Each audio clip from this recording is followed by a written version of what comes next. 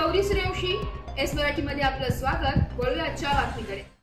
स्वदेश foundation ग्रामीण भागाच्या विकासासाठी काम करणारी एक ना नफा संस्था आहे। या संस्थेचे मुख्य उद्दिष्ट आरोग्य, शिक्षण, पाणी आणि स्वच्छता तसेच आर्थिक विकास यांसारख्या क्षेत्रांमध्ये काम करून ग्रामीण भागाचा सर्वांगीण विकास करणे हे उद्दिष्ट आहे। स्वदेश फाउंडेशन या सामाजिक संस्थेने पेठ तालुक्यातील विरमाळ गावचे सर्वेक्षण करून स्वप्नातील गाव बनविण्याचे ठरवले आणि ते आज सत्यात उतरले। स्वदेश फाउंडेशन कडून विरमाळ येथील 13 लाभार्थ्यांना आंबा, चिकू, लिंबू, नारळ असे एकूण 450 फळबाग रोपांचे वाटप करण्यात आले।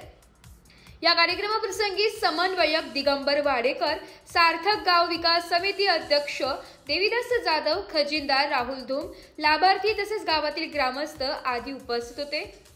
एस मराठी न्यूज साठी लक्ष्मण बागुल, बोरगाव। अशाच नवीन ताज्या घडामोडी जाणून घेण्यासाठी आमच्या एस मराठी न्यूज चॅनलला लाईक करा, शेअर करा, सबस्क्राइब करा आणि बेल आयकॉनला क्लिक करायला विसरू नका।